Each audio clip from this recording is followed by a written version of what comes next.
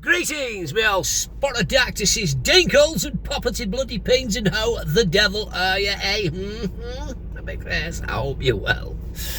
You're joining me here from bloody Vauxhall Place, Bristol Street Motors at Carlisle. I'll have to take a day off work today. Wife's car's been in for a repair. We got it. We bought it off these 3 years ago.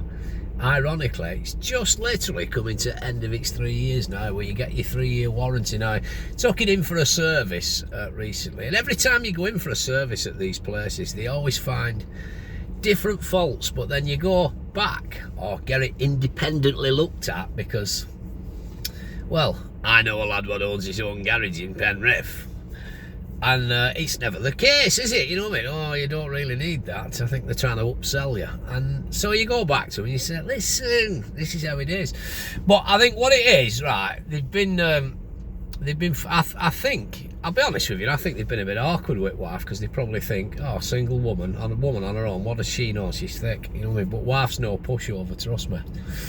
And because I've never been in, because I'm always at work and she has sorted out, because I'm a tramper, I'm away all week. She couldn't take any more time off work, so this time I says, I'll take it in and I'll sort things. Now, when wife normally takes it in, they normally keep hold of it for a day and a half and 2 days, and oh no, we've not got no courtesy cars available. You know, she has to get buses and that. So I've gone in and said, right, I've had to take a day off work. I want this car back today. There's no waiting till 5 o'clock. I'm getting it back for dinner time. All it was, now a few months ago, on one particular service, well, last year actually, I put it in for service, and they said the timing belt was looking a bit worn on it. Now, when I bought this car, well, when we bought it, this is the wife's car I'm in, it was a 2019 plate, so it was a couple of years old, pretty low mileage on it, but you know when it's coming up to a certain amount of mileage, the timing belts won't have been done, so it had to be done. So I said, well, let's just get it done. Stitching time saves 9. Now, what it is with these kind of new cars these days, they don't build them like, I mean, I'm no mechanic, I'm a bloody hell, but they don't build them like they used to do. It's now called a wet belt. You can't just get a normal timing belt now and a timing belt kit, your water pump, and that's something called a wet belt. And it's a fortune, especially off these kind of places. If you don't have it done with them, you see, it kind of almost voids your warranty, doesn't it? They've got you over a barrel either way. So I paid £1,000. I think it was just shy of £1,000 for a new wet belt and all this, that, until now. As far as I'm aware and as far as I'm concerned, it comes with the timing belt kit, so they have to change all these gubbins and that. Now, ironically, at my last service when we fetched it in, some weeks ago now, yeah, there's an oil leak on this car. What it is, your seal from your crankshaft is leaking. I says, all right, I know where it's, again, independent garage. Getting it in, getting somebody to put it up on ramps and have a look. Says, yeah, it has got a leak. That is from that seal. However, when you pay your good hard-earned money for a wet belt kit, it all comes with that. So that is a failed part on there. It's their problem. Do you know what I mean? My little pig marine. You know, it's great having a bit of having someone up your sleeve, isn't it? So when I went back, it'll be £200 for the. I says, I don't think so. No. When we booked it in, I said, I don't think so. So I think you'll find this is your problem. What do you mean? Well, you fitted this kit. This is a failed part. I says, now, for all I know, you might not have changed that seal. I'm not saying any different. I'm not calling you a liar or saying you're trying to tuckle us, but we won't be paying you a penny. It's all under warranty. So we've all been all nicely nice. You've got to be, just in case they mess something up on Plus, you know what I mean? Then your warranties run out.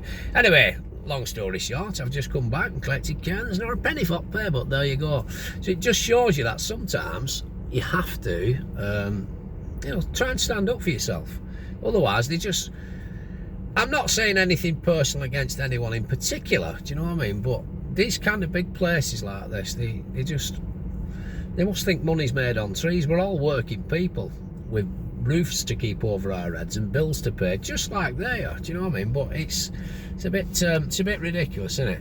But hopefully, this is it now, job's sorted. The 3-year warranty will run out soon, and I'll be honest with you, I'll be very reluctant to come back and buy a car off these particular people in general, because The salesmen were great, but the after service at big firms like this is, I think it's shocking. They just, you know what I mean, it's ridiculous. It's just it's not up to standard anyway. It's not what one would expect.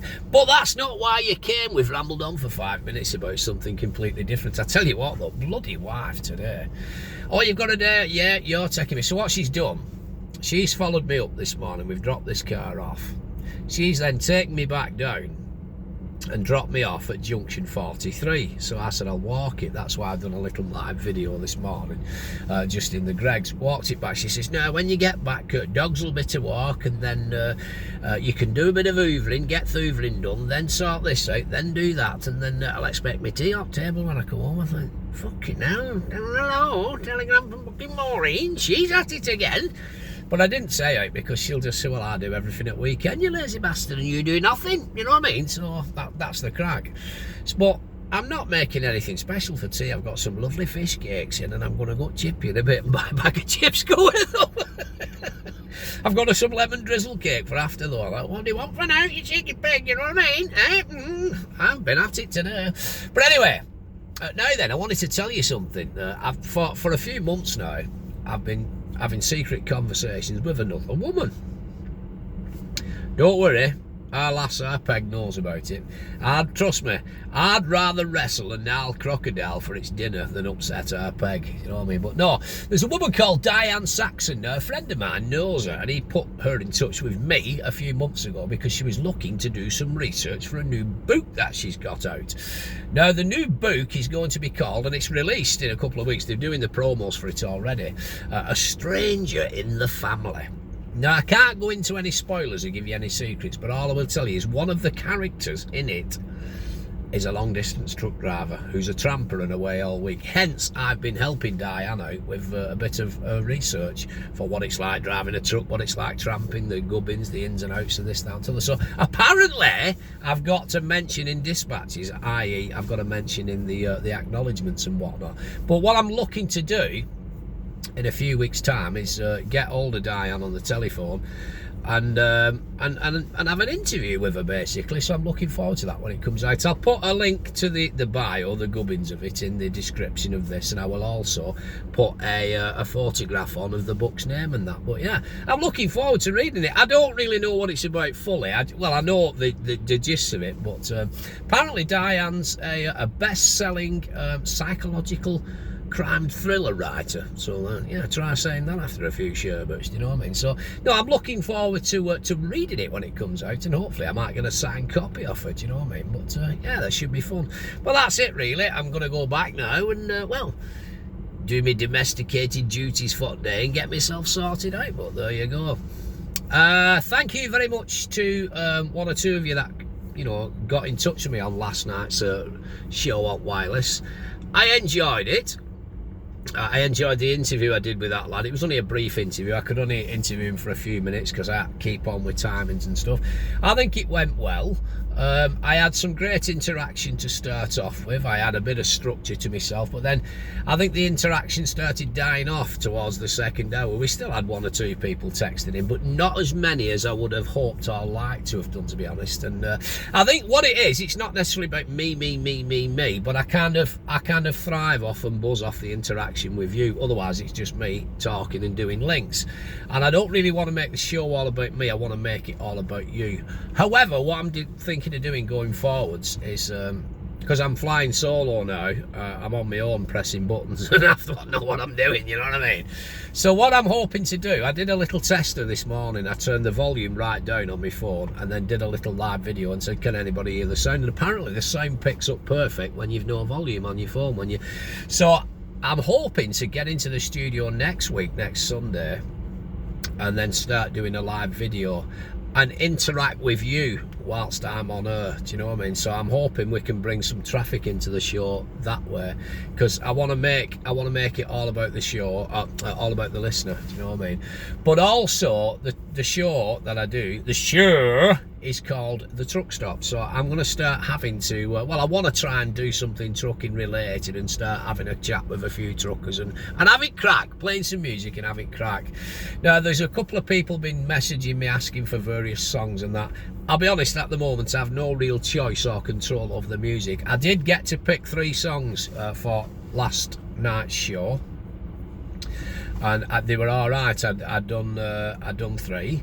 They were all right. As if I can build up a following, I might get a bit more say in what I can play. But at the moment, it's just the station playlist, which is a mix and match really from, you know, all genres. There's a lot of them like a lot of kids' music. I've no idea what they are. I couldn't tell you what's currently in the top 10. You know what I mean? But there's a right mixture and match for all ages and genres. But so far so good. I'm enjoying it. It's only my second one last night. I think it went all right. It went as well as could be expected. You know what I mean? But hopefully there's room for improvement, and we'll keep cracking on and seeing how it goes for a few weeks, and that's that. Right, I'm going to shoot now because I've done nearly 11 bloody minutes just rambling on, but there you go.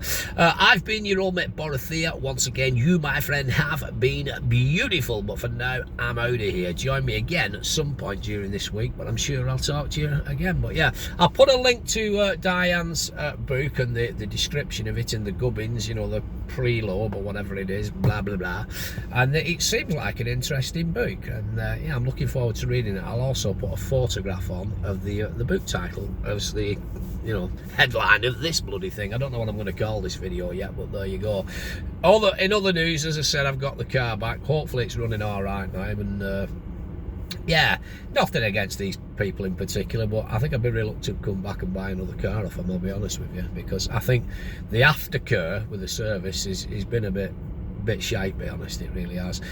I'm wondering whether that's because wife's been going in on her own and they've tried to take piss and say, oh, she's only a woman, what does she know? Do you know what I mean? But it's when you go in, when you go back home with a bit of information, say, I think you're trying to pull the wool over my eyes, people. You know what I mean? It's surprising how things turn out a bit different, but there you go. Anyway, I have no idea about cars. Christ, I can just about drive one, and that's questionable. But anyway, right, I'm off. I'm out of here. Thanks very much, and join me again. I'll see you later. Ta-ra.